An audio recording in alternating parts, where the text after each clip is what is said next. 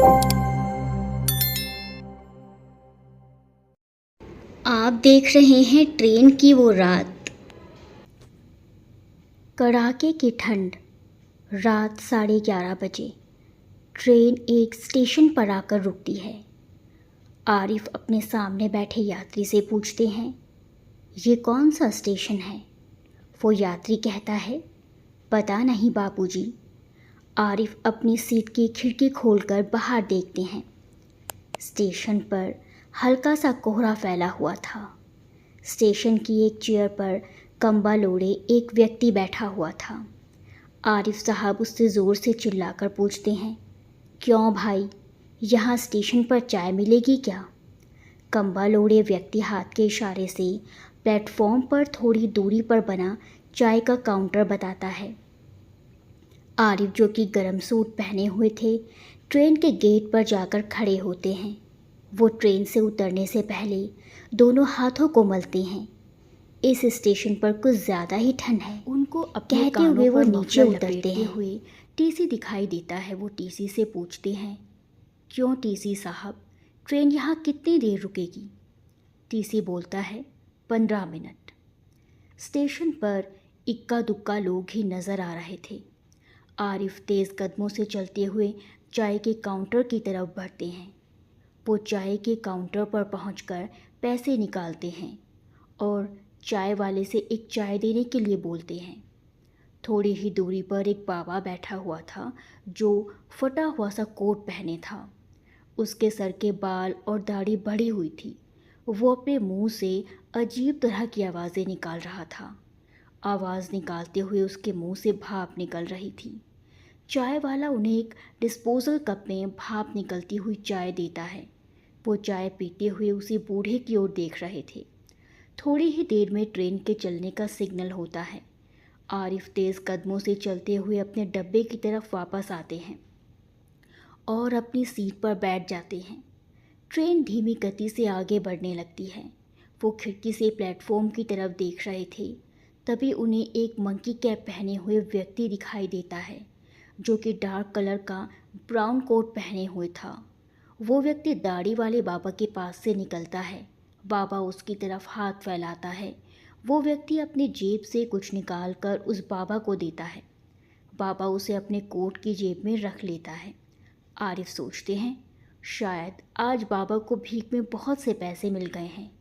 वो ऐसा सोच ही रहे थे कि वो बाबा अचानक फुर्ती से उठकर चलती हुई ट्रेन में उन्हीं के डब्बे में चढ़ जाता है। आरिफ साहब अपनी साइड लोअर बर्थ पर कंबल ओढ़कर लेट जाते हैं। तुरंत ही उनको उस बाबा की वही अजीब सी बकबक आवाज़ सुनाई देती है।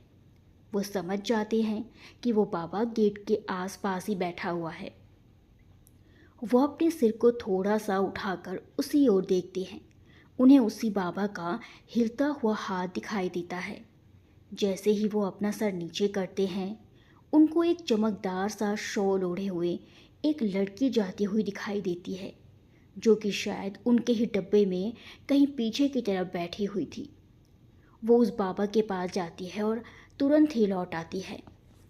लेटे हुए आरिफ की नज़रें उसी तरफ थी।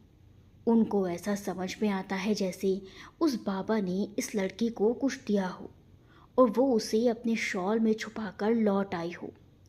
आरिफ सोच में पड़ जाते हैं कि ये शॉल ओढ़े लड़की कौन हो सकती है और उसने बाबा से क्या लिया है। कहीं ऐसा तो नहीं कि इस लड़की ने भी शायद उस बाबा को भीख में कुछ दिया हो। आरिफ एक गहरी सांस लेते हुए करवट बदलकर कंबल को और अच्छी तरह से लपेट लेते हैं। ट्रेन अगले स्टेशन पर रुकती है। आरिफ टॉयलेट के लिए जाते हैं। उनको वो बाबा कहीं भी दिखाई नहीं देता। वो गेट पर खड़े होकर स्टेशन की तरफ देखते हैं। उनको स्टेशन के गेट से बाहर की तरफ निकलता हुआ वहीं बाबा दिखाई देता है। वो वापस अपनी सीट की तरफ लौटते हैं, लेकिन वो सीट पर ना बैठकर डब्बे के दूसरे छोर पे बने गेट की तरफ जाते हैं। 2-3 बर्थ के बाद उनकी नज़र एक बर्थ पर वही चमकीली शॉल ओढ़कर सोती हुई उस लड़की पर पड़ती है। उसका कुछ चेहरा खुला हुआ था जो कि काफ़ी गोरा दिख रहा था। कुछ जुल्फ़ें भी चेहरे पर बिखरी हुई थी। आरिफ एक ही नज़र में भाप जाते हैं। या तो वही लड़की है जो उस दाढ़ी वाले बाबा के पास गई थी, लेकिन क्यों? कुछ देर पर गेट पर खड़े होने के बाद वो वापस लौटते हुए फिर से उसी लड़के की तरफ नज़र डालते हैं और सोचते हैं, इस लड़की और उस बाबा में क्या संबंध है? पता नहीं, मुझे क्या लेना देना? मैं क्यों जबरन में जासूस बन रहा हूँ? सभी लोग तो सो रहे हैं, एक मैं ही उल्लू जैसा जागता फिर रहा हूँ। वो अपने बर्थ पर आकर लेटते हैं और उनकी नींद लग जाती है। वो सुबह जल्दी उठ जाते हैं क्योंकि उनका स्टेशन आने वाला था। स्टेशन आते ही वो उतर जाते हैं। वो अपनी मंजिल की ओर रवाना होते हैं। स्टेशन से बाहर आकर वो सिविल लाइन थाने पहुंचकर टीआई साहब का इंतज़ार करते हैं। टीआई साहब काफ़ी लेट आते हैं। आरिफ उनसे कुछ बात करते हैं और एक रजिस्टर पर साइन करते हैं और थाने से बाहर आकर एक चैन की सांस लेते हैं। वो स्टेशन की ओर लौटते हैं। जिस ट्रेन से वो आए थे वही ट्रेन शाम के समय वापस लौटती थी। वो स्टेशन के बाहर कुछ खा पी कर स्टेशन पर आकर जहाँ गुनगुनी धूप आ रही थी बैठ जाते हैं। स्टेशन पर काफ़ी चहल पहल थी। स्टेशन पर सभी लोग कुछ न कुछ ओढ़े लपेटे हुए बैठे थे। सभी लोग ठंड के मौसम पर चर्चा कर रहे थे। आरिफ लोगों की बातों को बहुत ध्यान से सुन रहे थे।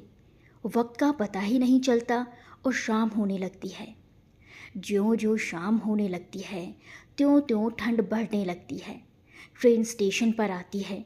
वो ट्रेन में बैठ जाते हैं। वो काफ़ी थका हुआ महसूस कर रहे थे। वो ऊपर के बर्थ पर ओढ़ कर लेट जाते हैं, लेकिन डब्बे में गदर ज़्यादा थी, चहलकदमी ज़्यादा हो रही थी। वो सोने का प्रयास करते हैं, लेकिन उनको नींद नहीं आती है। वो काफ़ी देर तक जमाई लेते रहते हैं। फिर वो कुछ लगी सी कुछ खुली सी नींद में सो जाते हैं। रात के 2:30 बजे ट्रेन वापस उस स्टेशन पर रुकती है जिस स्टेशन पर पिछली रात को आरिफ ने चाय पी थी। आरिफ जाग जाते हैं। वो टॉयलेट जाने के लिए बर्थ से नीचे उतरते हैं और टॉयलेट से वापस लौटते हैं। ट्रेन के बंद गेट को खोलकर बाहर की ओर देखते हैं। सामने वाले प्लेटफॉर्म पर उनको वही चाय का काउंटर दिखाई देता है जिस काउंटर पर पिछली रात को उन्होंने चाय पी थी। चाय काउंटर के पास ही उनको वही फटा हुआ सा कोट पहने दाढ़ी वाला बाबा लेटा हुआ दिखाई देता है। आरिफ का ध्यान उस बाबा की ओर जाता है। तभी उन्हें ट्रेन की एक डब्बे से उतरती हुई चमकदार शॉल ओढ़े वही लड़की दिखाई देती है। आरिफ उसके शॉल से उसे पहचान जाते हैं। वो उस लड़की को पास ही बने ओवरब्रिज पे चढ़ते हुए देखते हैं। आरिफ ज़्यादा ध्यान नहीं देते। तभी उन्हें वही लड़की सामने वाले प्लेटफॉर्म पर ओवरब्रिज से नीचे उतरती हुई दिखाई देती है। वो उस बूढ़े बाबा की ओर जाती है। बाबा उठकर बैठ जाता है। लड़की उसे कुछ देती है जिसे बाबा अपनी कोट की जेब में रख लेता है। आरिफ को समझ आता है कि ये कोई सिक्के या पैसे नहीं हैं, बल्कि कुछ और है जिसे उस बाबा ने काफ़ी संभाल कर अपनी कोट की जेब में रख लिया है। तुरंत ही वो लड़की मुड़कर ओवरब्रिज पर चढ़ जाती है।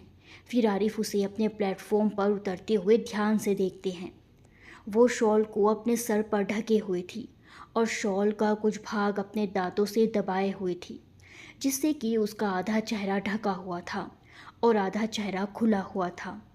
जब वो वापस ट्रेन में अपने डब्बे की तरफ आने लगती है, सहसा ही उसकी नज़रें अपनी ओर देख रहे आरिफ की नज़रों से टकराती हैं।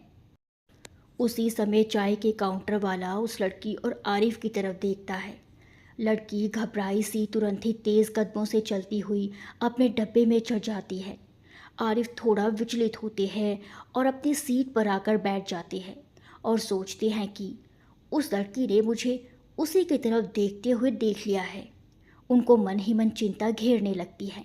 फिर वो सोचते हैं कि उस लड़की को पिछली रात के बारे में थोड़ी ना कुछ मालूम है कि मैंने उसे सोते में देखा था या बाबा के पास जाते हुए देखा था। मैं व्यर्थ में ही चिंता कर रहा हूँ। लेकिन ये माजरा क्या है? वो गहरी सोच में पड़ जाते हैं। आरिफ की कब नींद लग जाती है पता ही नहीं चलता। सूरज निकलने से पहले ही आरिफ की नींद में खलल पड़ता है। किसी छोटी सी बच्ची की रोने की आवाज़ पूरे डब्बे में गूंज रही थी। साथ ही में माँ बच्ची को चुप कराने के प्रयास में आ किए जा रही थी। शायद बच्ची भूख से बिलक बिलक कर रो रही थी या कुछ और वजह होगी। वो लेटे हुए अपनी बच्ची की याद में खो जाते हैं। उनके घर जब छोटी सी गुड़िया पैदा हुई थी तो आरिफ को बड़े बुजुर्गों की तरफ से बहुत सी दुआएं मिली थी। अरे, बेटी तो खुदा की रहमत होती है, बेटी के आने से घर में बरकत आती है। वाकई इतनी मासूम सी बच्ची को देखकर ऐसा लगता था कि जैसे ज़माने भर की खुशी उन्हें मिल गई हो। एक रात बहुत ही घनघोर बारिश हो रही थी और नन्ही सी गुड़िया चुप होने का नाम ही नहीं ले रही थी। वो तो बस रोती ही जा रही थी। घर के सभी लोग उठकर बैठ गए थे। कोई कह रहा था कि बच्ची का पेट दुख रहा है, तो कोई उसके कान दुखने की बात कर रहा था। इतनी चिंता तो मैंने जीवन में पहले कभी ना की थी। घर के सभी लोग भी बहुत परेशान थे। मैं फटाफट उसे अस्पताल ले जाने लगा था कि मैंने रेन कोट पहना और मेरी वाइफ साइमा जी जब रेन कोट पहनने के लिए जैसे ही मेरी गोदी में गुड़िया को दिया, वो चुप हो गई और अगले कुछ ही पलों में वो मुस्कुराने लगी। थोड़ी देर में उसने फिर से रोना चालू कर दिया। मैं उसे रेन कोट पहने हुए ही सुलाने में लग गया। गुड़िया तो सो गई थी, पर घर के सभी लोग जाग रहे थे और मुझे देख देख कर हंस रहे थे। ट्रेन के डब्बे में रो रही बच्ची भी अब चुप हो चुकी थी। एक चाय वाला चाय की केतली लिए हुए चाय चाय चिल्लाता हुआ उन्हीं के डब्बे में 3-4 बार चक्कर लगाता है। लगभग हर एक स्टेशन से रोज़ ही अपने अपने कामों पर आने जाने वाले लोग चढ़ते जा रहे थे। डब्बे में काफ़ी भीड़ हो गई थी। आरिफ भी उठकर बैठ गए थे। एक स्टेशन से उनकी जान पहचान का एक व्यक्ति जिसका नाम रॉकी था उन्हीं के डब्बे में चढ़ता है। वो आरिफ को देखकर उन्हीं के पास आता है। आरिफ थोड़ा सा खिसक कर उसे बैठने के लिए जगह देते हैं। और सुनाओ रॉकी, बहुत दिनों के बाद मुलाकात हुई, आजकल कहाँ हो, दिखाई ही नहीं देते हो। कुछ नहीं, बस यहीं हूँ, कामकाज के सिलसिले में यहाँ से वहाँ भटकता फिरता हूँ, आजकल टाइम ही नहीं मिलता। क्या कर रहे हो, क्या कोई सरकारी नौकरी में लग गए हो?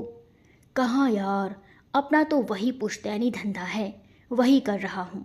अच्छा यार रॉकी, एक लड़का था जो अक्सर तुम्हारे साथ ही में रहता था, क्या नाम था उसका, याद नहीं आ रहा?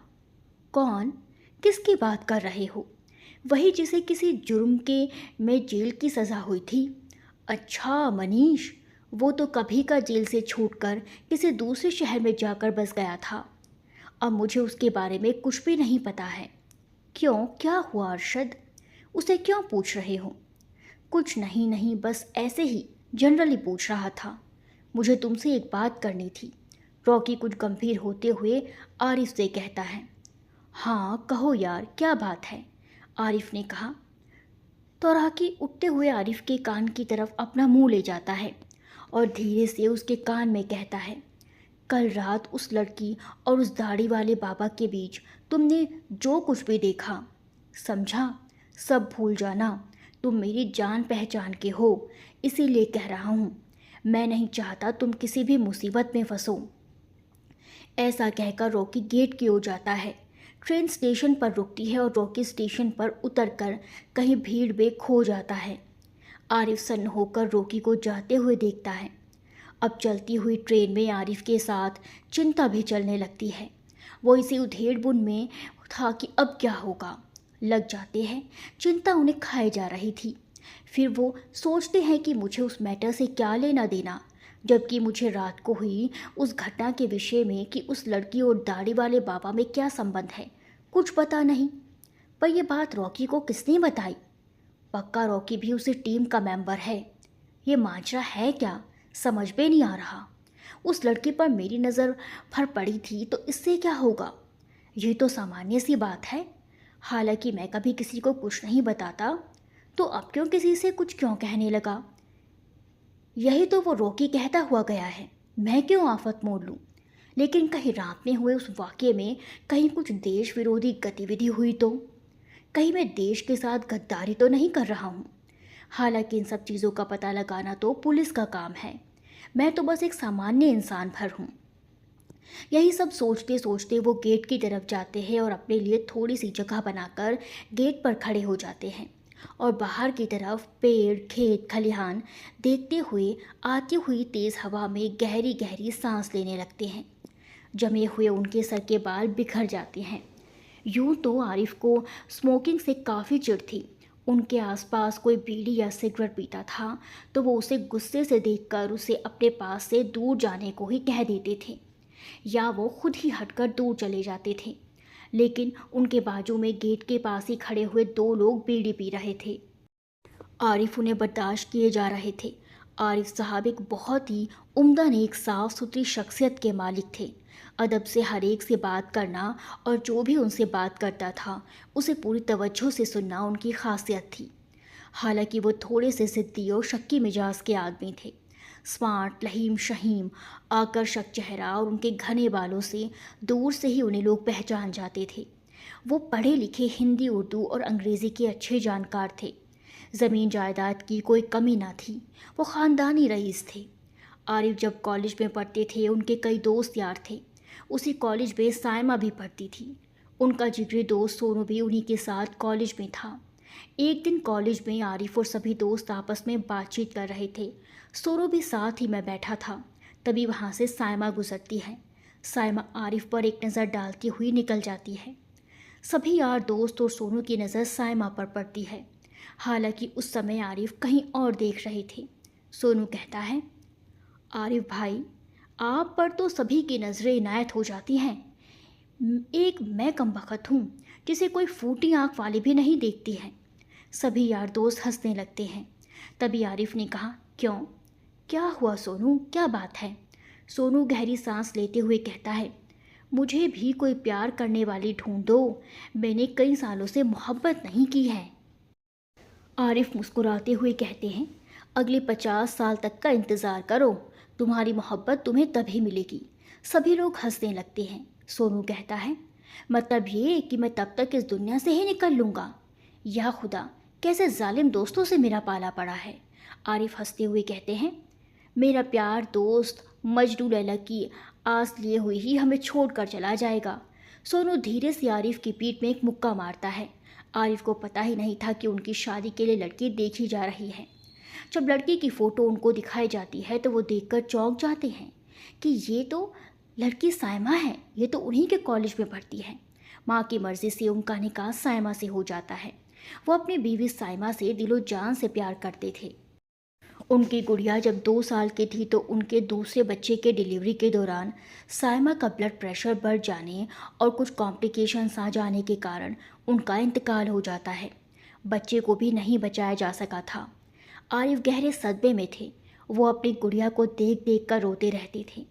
अभी सायमा का 40वां भी ना हुआ था और आरिफ के घर वाले और उनके नाते रिश्तेदार आरिफ से दूसरी शादी करने के लिए कहने लगे थे। लेकिन आरिफ उनकी एक ना सुनते थे और बात को टाल जाते थे। हालांकि आरिफ की माँ भी जिंदा थी और वो गुड़िया की देखभाल बेहतर तरीके से कर रही थी।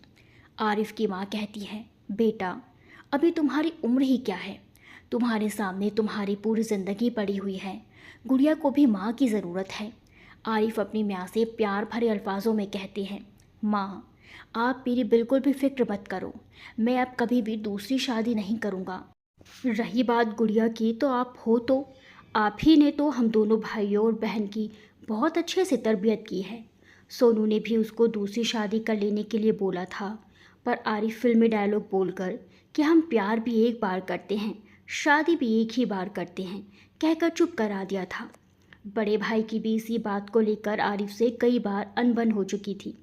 बड़े भाई के ससुराल पक्ष के रिश्तेदारों में एक लड़की थी जिससे वो आरिफ का निकाह कराना चाहते थे, लेकिन आरिफ कभी राज़ी ना होते थे। सभी लोग आरिफ को समझा बुझाकर परेशान करते थे। आरिफ कहते थे कि सौतेली माँ सौतेली होती है, वो गुड़िया को कभी भी असली माँ का प्यार ना दे सकेगी। आरिफ की छोटी बहन हलीमा, जिसकी शादी हो चुकी थी, वो अपने भाई से कहती है, आरिफ भाई, आप दूसरी भाभी क्यों नहीं ले आते? आरिफ उसको घूर कर देखते हैं। हलीमा सहम कर माँ की तरफ देखने लगती है। कुछ ही समय बीता होगा कि एक दिन आरिफ की माँ का हार्ट फेल होने से इंतकाल हो जाता है। आरिफ पर तो जैसे पहाड़ टूट पड़ा हो। गुड़िया को लेकर वो अब कुछ ज़्यादा ही चिंता करने लगे थे। उनके परिवार में बड़े भाई भी थे, पर सभी की अपनी अपनी फैमिली होती है। कोई कैसे उनकी बच्ची को माँ का प्यार दे सकता था। उन्होंने कुछ दिनों के लिए उसे उसकी नानी के यहाँ भी भेजा था, परंतु वो 2 दिन से ज़्यादा अपनी गुड़िया से दूर नहीं रह पाए और गुड़िया को वापस ले आए थे। वो गुड़िया में साइमा को देखते थे और उसी के बारे में सोचते रहते थे। किसी तरह गुड़िया अब 4 साल की हो गई थी और वो स्कूल जाने लगी थी। आधे घंटे बाद आरिफ गेट पर से अपनी सीट की ओर जाते हैं और अपना सामान पैक करने लगते हैं। उनका स्टेशन आने वाला था। वो घर जाकर जल्द से जल्द गुड़िया से मिलना चाहते थे। ट्रेन स्टेशन में पहुंचती हैं। वो बहुत तेज़ी के साथ स्टेशन से बाहर निकलकर घर पहुंचती हैं। माँ अपने बच्चों के लिए एक ऊर्जा टावर की तरह होती है, जिससे कि बच्चे जुड़े रहकर चार्ज होते रहते हैं। उन्हें नव ऊर्जा मिलती रहती है। आगे का जीवन जीने के लिए माँ से मिली ऊर्जा उनमें संचित भी हो जाती है। और अगर माँ दुनिया से चली जाए तो बच्चे ऊर्जाहीन से हो जाते हैं। हालांकि उनको दुनिया समाज में जीने के लिए माँ से मिली संचित ऊर्जा काम आती तो है, लेकिन उन्हें ऊर्जा टावर यानी कि अपनी माँ की कमी हमेशा खलती रहती है। जैसे ही आरिफ घर पहुँचते हैं, गुड़िया उनके पास दौड़ कर आती हैं और उनसे अपनी पतली सी तोतली सी आवाज़ में पूछती है, आप कहाँ गए थे? हमें ना आपकी बहुत याद आ रही थी। क्या आप माँ को लेने गए थे? क्या आप मेरी माँ को ले आए हैं? मेरी माँ कहाँ है? आरिफ आंखों में आंसू भरकर गुड़िया को गोदी में उठा लेते हैं और कहते हैं, आपकी माँ आज नहीं आई है। वो कह रही थी कि गुड़िया को बहुत से खिलौने खरीदना है, इसीलिए हम अपनी गुड़िया के पास बहुत से खिलौने लेकर बाद में आएंगे। क्या फिर मेरी माँ मुझे छोड़कर कभी नहीं जाएगी? गुड़िया ने अपनी डैडी के गालों पर हाथ फेरते हुए कहा। आरिफ ने उसको चूमते हुए कहा, नहीं मेरी प्यारी गुड़िया, वो फिर कभी नहीं जाएगी। अच्छा, आज मेरी गुड़िया ने अपने डैडी को मीठी सी पप्पी नहीं दी है? गुड़िया डैडी के गाल पर पप्पी करती है। अरे ये तो खट्टी वाली थी, चलो इस तरफ मीठी वाली पप्पी दो। हाँ, ये है मीठी मीठी सी। शाम के वक्त सोनू वहाँ आता है। वो गुड़िया के लिए एक चॉकलेट देता है और आरिफ से पूछता है, कहाँ गए थे यार आरिफ? 2 दिन से दिखे ही नहीं। कुछ नहीं यार, चेक बाउंस के सिलसिले में बाहर गया था यार। सोनू, तुम तो रॉकी को जानते हो ना? हाँ, ऐसे ही जान पहचानती, बहुत दिनों से मिला नहीं है। क्यों, क्या हुआ? कुछ नहीं यार, पता नहीं मैं तुम्हें बताऊं कि नहीं, कुछ समझ नहीं आ रहा। ऐसा क्या हो गया आरिफ? आरिफ सोनू को ट्रेन में जाते समय और लौटते समय हुई सारी घटना के बारे में बता देते हैं। रॉकी पता नहीं कौन से स्लीपर सेल का सदस्य है और क्या कहना चाह रहा है, कुछ समझ भी नहीं आ रहा। कहीं वो देश के साथ गद्दारी तो नहीं कर रहा? यार तुम्हें तो मालूम है मैं ईमान का पक्का हूँ। मैं नहीं चाहता देश पर कोई भी आँच आए। अब तुम बताओ कि मैं ये बात पुलिस को बताऊँ या नहीं? कहीं फंस तो नहीं जाऊँगा? ये बातें सुनकर सोनू थोड़ा हंस देता है। अरे यार, तुम्हें हंसी सूझ रही है? यहाँ मेरी जान फंसी हुई है, आरिफ नाराज़ होकर कहते हैं। सोनू अपनी हंसी रोकते हुए और ज़्यादा थोड़ा सा अटकते हुए कहता है, अरे यार तुम भी ना तिल का ताड़ बना रहे हो। चिंता मत करो, इतना बड़ा देश है, यहाँ कुछ ना कुछ होता ही रहता है, तुम सब भूल जाओ। लेकिन रॉकी को उस बारे में कैसे पता चला? वो ट्रेन में मेरे पास ये कहने क्यों आया था कि उस लड़की और दाढ़ी वाले बाबा के बीच जो हुआ उसे भूल जाओ? वो कौन होता है ये सब कहने वाला? उसको मेरे पास ये सब कहने किसने भेजा था? आरिफ गुस्से से कहते हैं, रॉकी बाजा से तो हम नहीं डरते। रॉकी कहीं का तुर्रम खा नहीं है। आरिफ गहरी सांस लेते हुए कहता है, मेरा ज़मीर मुझे इस बात की इजाज़त नहीं देता कि मुझे कुछ देश विरोधियों की जानकारी हो और मैं अपना मुंह बंद कर लूं। एक जिम्मेदार नागरिक होने के कारण मेरा फ़र्ज़ है कि मैं पुलिस को उस घटना के बारे में बता दूं। ठीक है, मैं तुम्हारे साथ हूँ, पर अब तुम चिंता करना छोड़ो। मेरे एक रिश्तेदार पुलिस की ऊंची पोस्ट पर हैं, कल चलकर उनसे चर्चा कर लेंगे कि क्या करना है। ठीक है सोनू, ऐसा ही करते हैं। मैं तुम्हें कल फ़ोन लगाऊंगा तो तुम आ जाना। कहता हुआ सोनू चला जाता है। एक रात को आरिफ के घर के बाहर एक कार आकर रुकती है। वो कार काफ़ी देर तक खड़ी रहती है। 2-3 दिन तक ऐसा ही होता है। आरिफ के घर के सभी लोगों का ध्यान उस कार पर जाता है।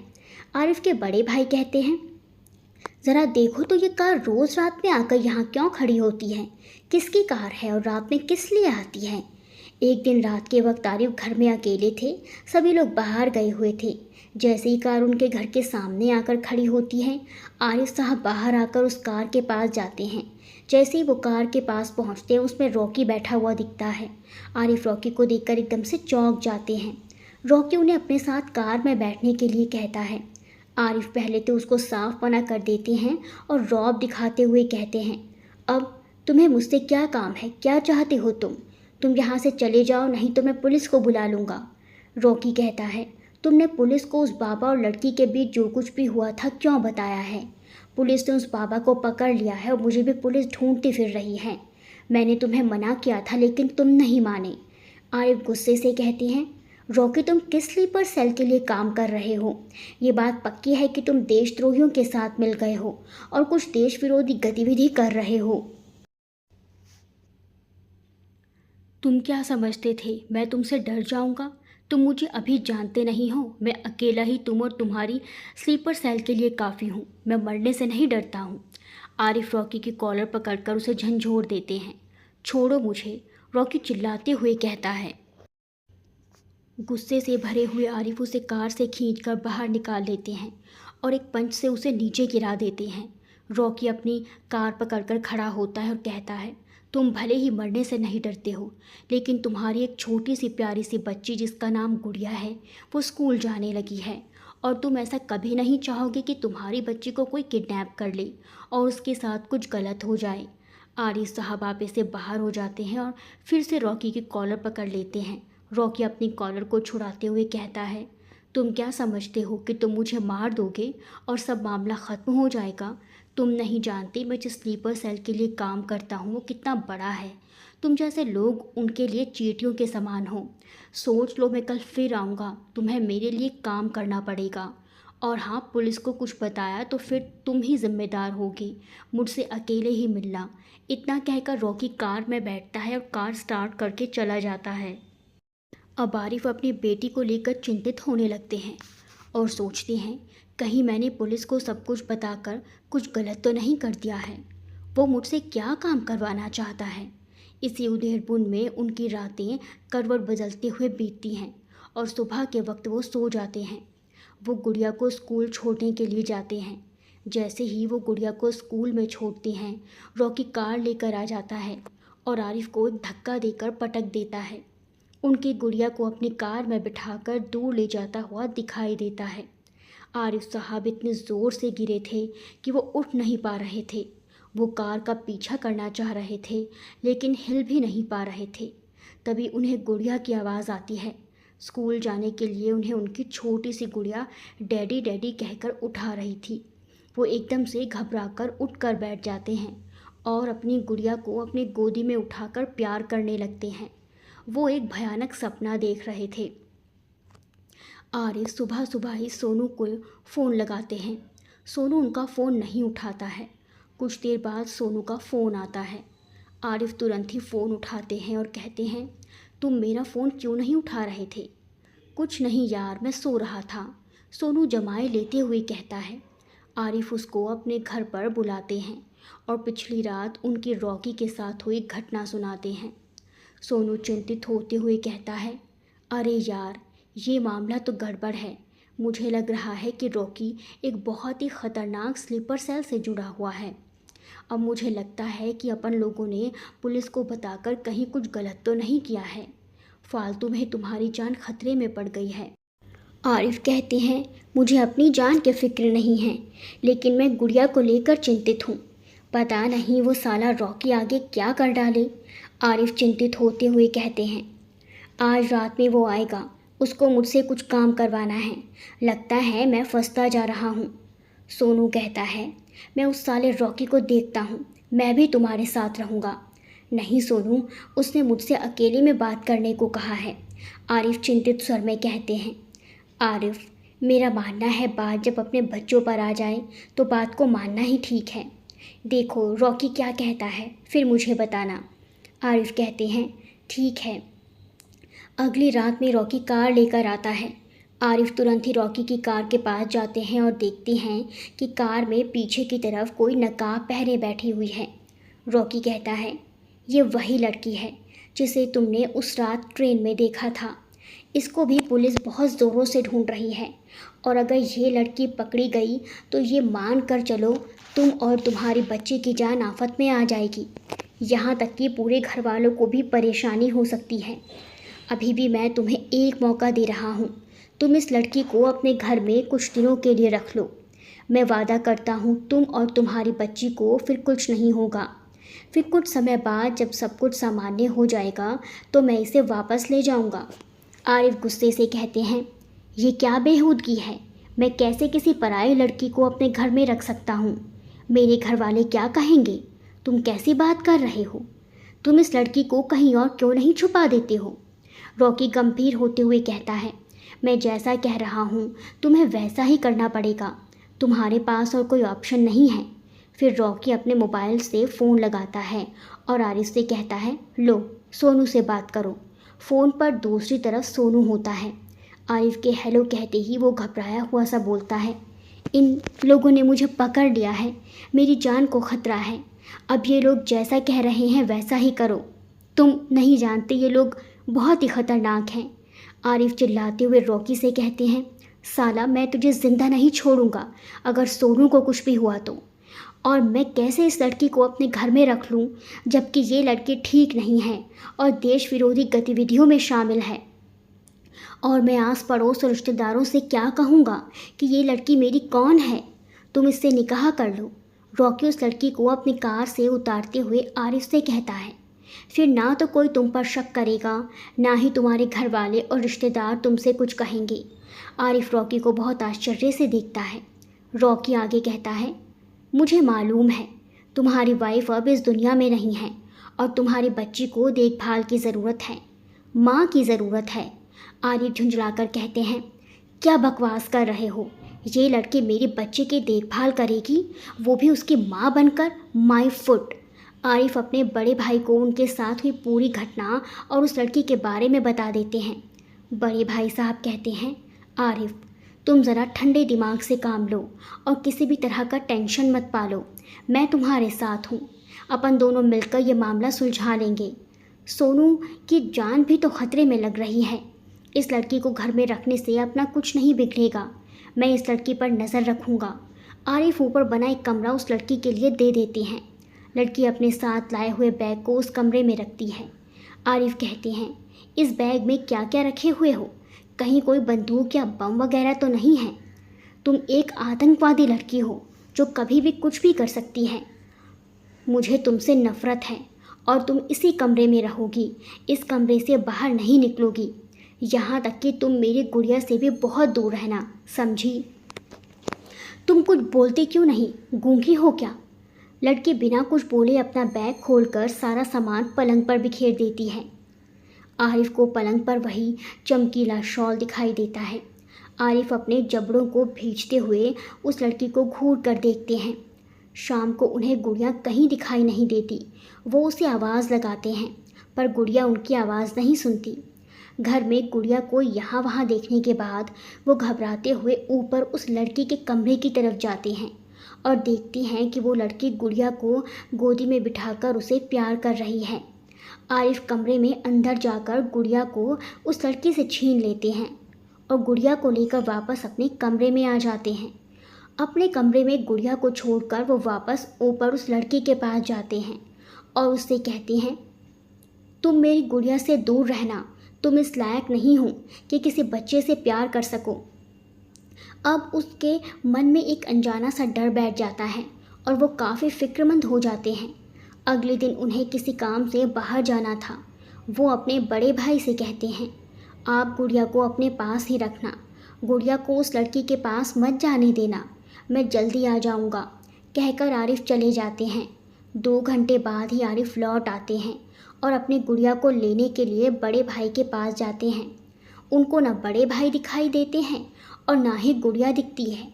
वो जल्दी ऊपर की तरफ उस लड़की के कमरे में जाते हैं। लड़की कमरे के बाहर ही मिल जाती है। आरिफ चिंतित स्वर में कहते हैं, ए लड़की, मेरी गुड़िया कहाँ है? पहली बार उस लड़की ने कुछ बोला। आरिफ साहब, आप मुझे ए लड़की कहकर क्यों संबोधित करते हो? मेरा नाम समायरा है, तो प्लीज़ आज से आप मुझे समायरा कहा करें। आरिफ झुंझलाकर कहते हैं, अच्छा, अब एक बिना पढ़ी लिखी अनपढ़ गंवार जाहिल लड़की मुझे सिखाएगी कि मैं उसे क्या कहूँ। मैं भी अच्छी खासी पढ़ी हुई लड़की हूँ और मैं आपको कुछ सिखा नहीं रही हूँ। अच्छा, अब एक अपराधीन लड़की भी अब बोलने लगी। आरिफ चिढ़ते हुए कहते हैं, आपको जितना भी मेरे बारे में गलतफहमी है, मैं उन्हें दूर तो नहीं कर सकती हूँ, पर यह ज़रूर है कि मैं आपकी गुड़िया को कभी कुछ नहीं होने दे सकती। मैं भी गुड़िया को उतना ही प्यार करती हूँ जितना कि आप उसे करते हैं। इतने में ही गुड़िया आती है और डैडी को अपने दोनों हाथ की हथेली दिखाकर कहती है, डैडी देखो, माँ ने मुझे मेहंदी लगाई है। अरे वाह, मेरी बेटी को कितनी प्यारी मेहंदी रची है।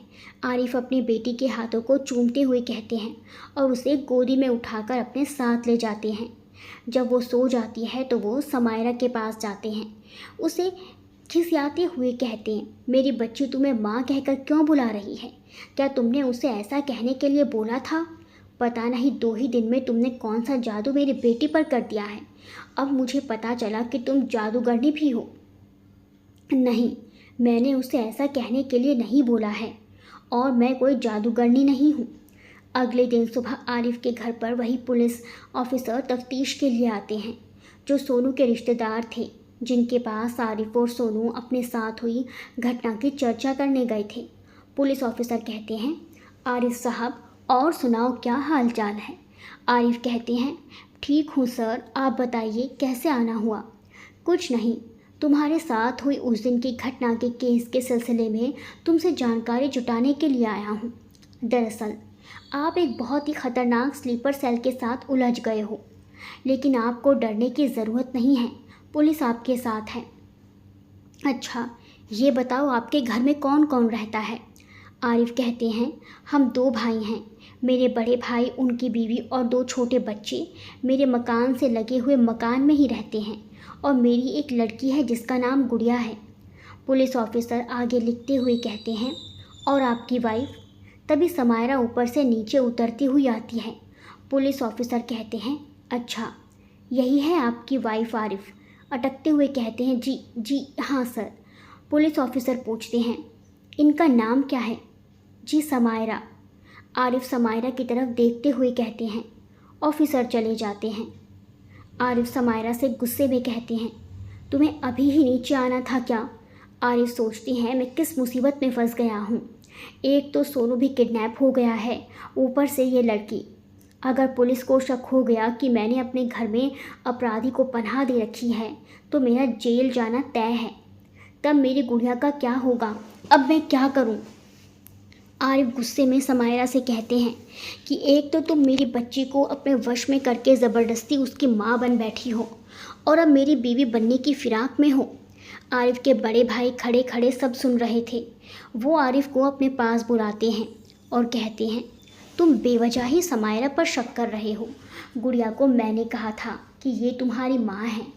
आपने उसे ऐसा क्यों बोला है? बड़े भाई बड़े ही प्यार से आरिफ से कहते हैं, गुड़िया अभी मासूम है और हमेशा वो अपनी माँ को मिस करती रहती है। उसे माँ की ज़रूरत है, तो ऐसे में किसी और को वो अपनी माँ समझने लगी है। तो ये गुड़िया के लिए बहुत ही बेहतर बात है। वैसे तुम अगर समायरा से निकाह कर लोगे तो वो हकीकत में उसकी माँ बन जाएगी। तुम एक पक्के ईमान वाले हो, किसी भी अनजान लड़की को इतने दिन बिना निकाह किए हुए कैसे अपने घर में अपने साथ रख सकते हो? मैंने समायरा से बात की है। ये ऐसी लड़की नहीं है जैसा कि तुम इसे समझते हो। ये भी बेचारी मुसीबत की मारी है। इसके माँ बाप नहीं हैं और स्लीपर सेल के लोगों ने इसके भाई को किडनैप करके रखा हुआ है, इसीलिए ये उन लोगों के कहे अनुसार काम करती रही है। बड़े भाई, ये आप क्या कह रहे हो? आरिफ खींचते हुए कहते हैं और मन ही मन बुदबुदाते हुए अपने कमरे में चले जाते हैं। आरिफ मन ही मन सोचते हैं कि क्या गुड़िया को वाकई में माँ की ज़रूरत है? वो थोड़ी और बड़ी होगी तो माँ से ही तो अपनी प्रॉब्लम्स शेयर कर सकेगी। मैं क्यों अपनी ज़िद के आगे उस मासूम की खुशियाँ छीन रहा हूँ? इन्हीं सब बातों को सोचते सोचते आरिफ की नींद लग जाती है और रात ख्वाब में उसे अपनी माँ दिखाई देती है। उसकी माँ समायरा का हाथ पकड़कर आरिफ के हाथ में देती है। पास ही खड़ी हुई समायरा भी बहुत खुश दिख रही थी। सुबह आरिफ अपने बड़े भाई के पास जाते हैं और उनसे कहते हैं, समायरा से पूछ लो, अगर वो कुछ शर्तों पर मुझसे निकाह करेगी तो मैं भी तैयार हूँ। एक तरह से मैं उससे कॉन्ट्रैक्ट मैरिज के लिए तैयार हूँ। आरिफ समायरा से कहते हैं, मैं तुमसे कुछ शर्तों पर निकाह करूँगा। पहले ये कि तुम सिर्फ गुड़िया की माँ बनकर रहोगी। तुम्हें मेरी बीवी बनने की ज़रूरत नहीं है। तुम ऊपर के कमरे में ही रहोगी, मेरे कमरे में तुम कभी नहीं आओगी। गुड़िया को कभी ये महसूस ना हो कि तुम उसकी सौतेली माँ हो। तुम उससे सगी माँ से भी बढ़कर प्यार करोगी। आपने मुझे जैसी अनाथ को अपने घर में पनाह दी है, मेरे लिए यही काफ़ी है। रही बात गुड़िया की, तो गुड़िया को मैं अपनी जान से भी ज़्यादा प्यार करने लगी हूँ। 2 दिन में ही 2-4 ख़ास रिश्तेदारों को बुलाया जाता है। काजी जी आरिफ और समायरा का निकाह करा देते हैं। सोनू आरिफ के घर आता है। आरिफ उसे देखकर बहुत खुश होते हैं। अरे सोनू, क्या उन लोगों ने तुम्हें छोड़ दिया? सोनू खुश होते हुए कहता है, मुबारक हो, आखिर तुमने शादी कर ही ली। मेरी प्यारी सी भाभी कहाँ हैं? मुझे उनके लिए गिफ्ट देना है। आरिफ सोनू की तरफ घूर कर देखते हैं। सोनू आरिफ से कहता है, मेरे जो रिश्तेदार पुलिस में हैं उन्होंने मुझे ढूंढ निकाला। पुलिस ने चारों तरफ से जहाँ रॉकी मुझे बंद किए हुए था उस जगह को घेर कर मुझे छुड़ा लिया और रॉकी को पकड़कर जेल में डाल दिया। अब वो कभी भी जेल से बाहर नहीं आएगा। अब आप भी निश्चिंत हो जाओ। दरअसल रॉकी जिस स्लीपर सेल के लिए काम करता है उसके किसी भी आदमी को तुम्हारे और समायरा के बारे में कुछ भी पता नहीं है। पता नहीं ये सब नाटक रॉकी क्यों कर रहा था। सोनू जाते वक्त आरिफ के बड़े भाई से अकेले में बात करता है। बड़े भाई कहते हैं, आरिफ का किसी भी तरह से निकाह तो हो गया है, पर अभी उसने समायरा को एक्सेप्ट नहीं किया है, बल्कि उसने केवल गुड़िया की परवरिश के लिए समायरा से निकाह किया है। सोनू, तुम्हारा बहुत शुक्रिया जो ये सब करवाने में तुमने मेरी मदद की।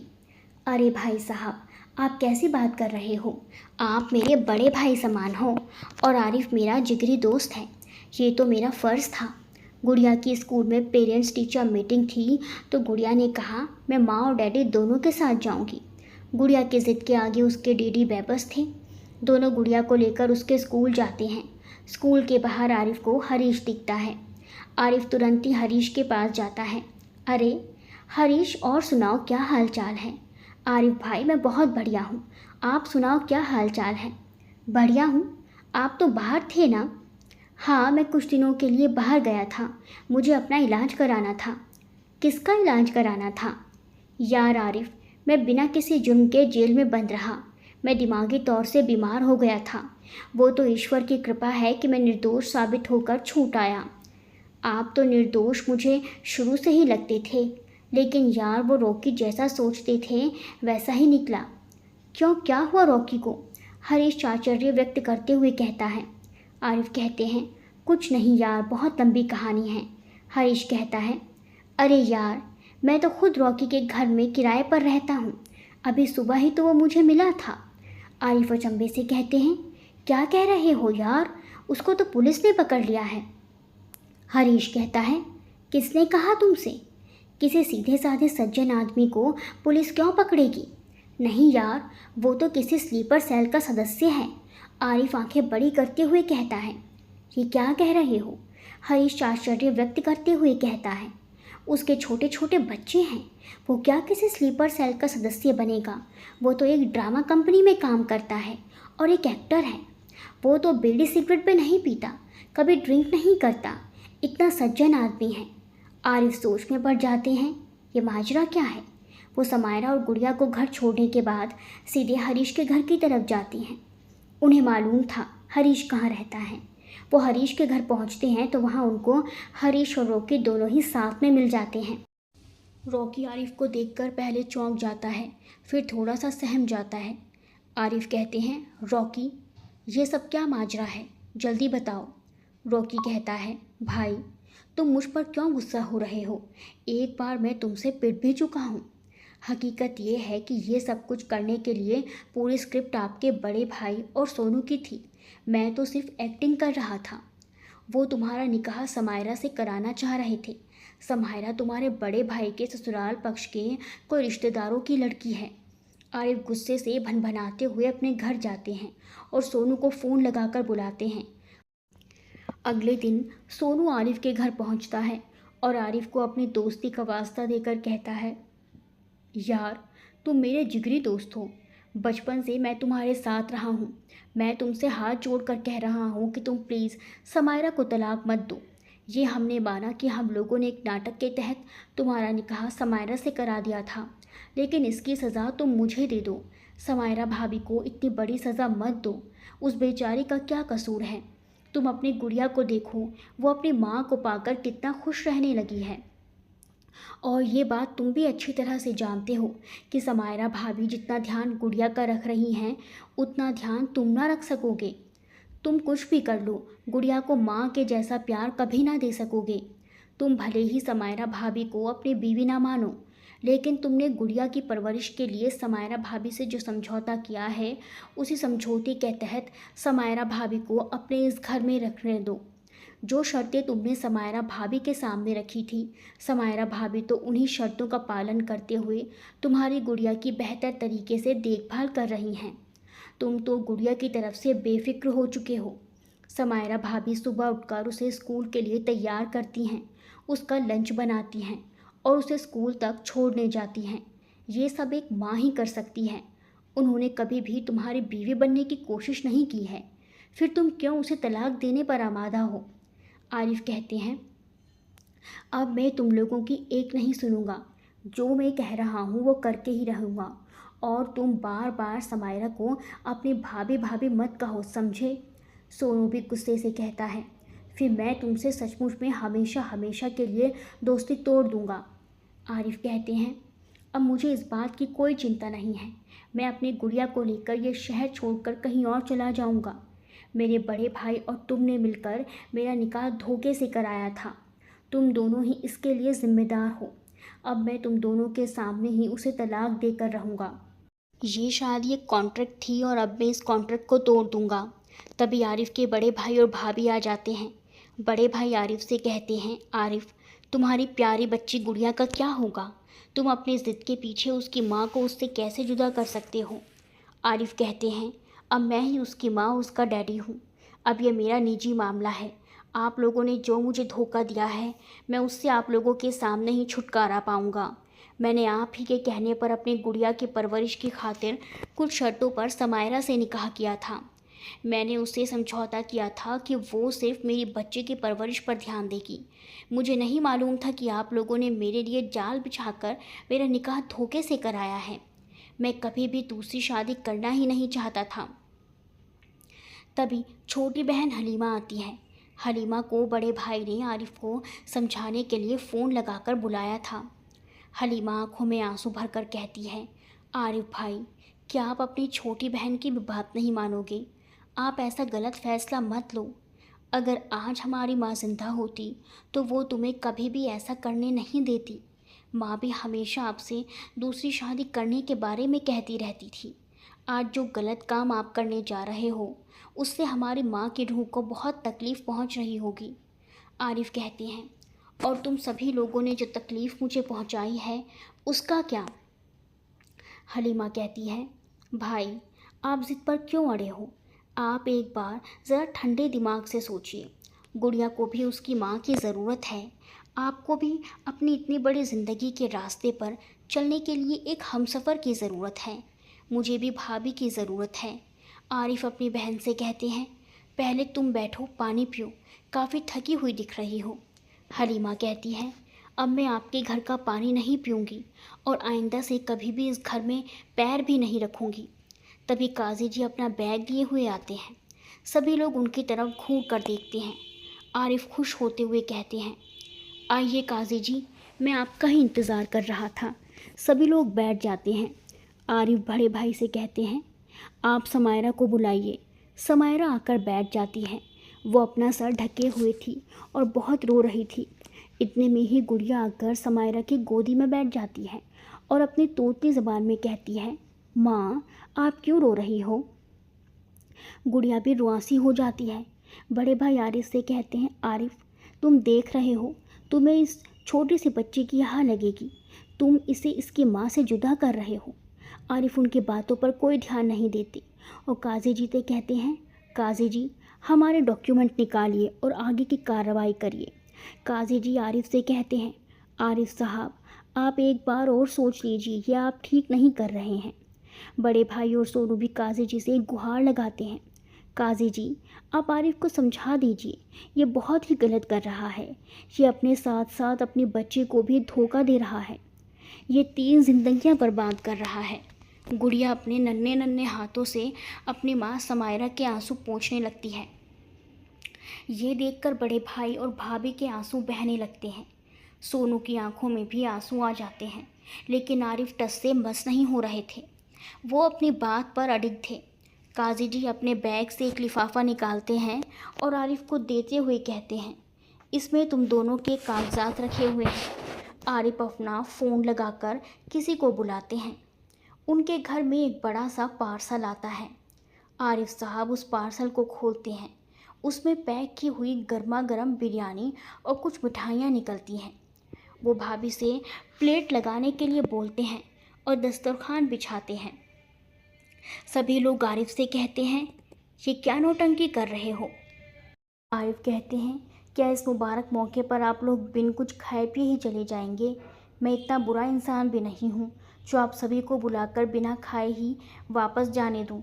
बड़े भाई गुस्से से आरिफ से कहते हैं, तुम इस गलत काम के मौके को मुबारक मौका बता रहे हो।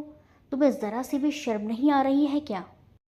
आरिफ कहते हैं, ये मेरी ज़िंदगी का मुबारक मौका ही तो है।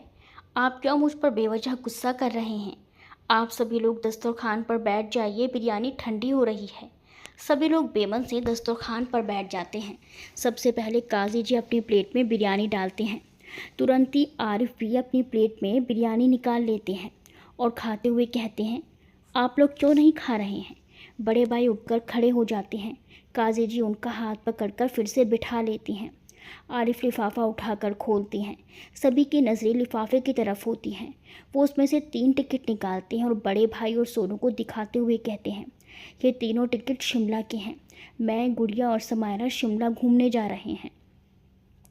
और सोनू से धीरे से कहते हैं, कोई निकाह करने के बाद हनीमून पर नहीं जाता है क्या। बड़े भाई और सोनू आंखें फाड़ कर एक दूसरे को देखने लगते हैं। सोनू तुरंत ही आरिफ के गले से लगकर कहता है, वाह मेरे दोस्त, मान गए तुम्हें, तुम तो छुपा रुस्तम निकले। इतने में ही काजी जी हंस कर कहते हैं, आरिफ साहब आप भी अच्छी एक्टिंग कर लेते हैं। आरिफ कहते हैं, क्या सिर्फ यही लोग बेहतरीन कलाकार हैं। क्या ये लोग ही एक अच्छी स्क्रिप्ट लिख सकते हैं। मैंने ही समायरा के साथ मिलकर ये नाटक रचाया था। सभी लोग हंसते लगते हैं। हुमैरा, बड़े भाई और आरिफ तीनों उठकर एक दूसरे के गले लग जाते हैं। गुड़िया भी आकर अपने डैडी से चिपक जाती है। तो क्या ये तलाक के कागज़ नहीं थे। बड़े भाई साहब काजी जी से कहते हैं, हनीमून के कागज़ हैं। काजी जी हंसते हुए कहते हैं।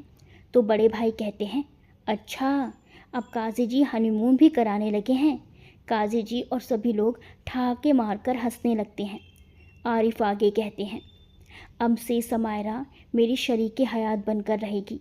समायरा बड़े भाई से माफ़ी मांगते हुए कहती है, बड़े भाई मुझे माफ़ करना, ये जो कुछ भी किया है मैंने अपने शौहर के कहने पर ही किया है। बड़े भाई समायरा की बात पर कोई ध्यान नहीं देते। वो तो सोनू के साथ लजीज बिरयानी खाने में व्यस्त थे।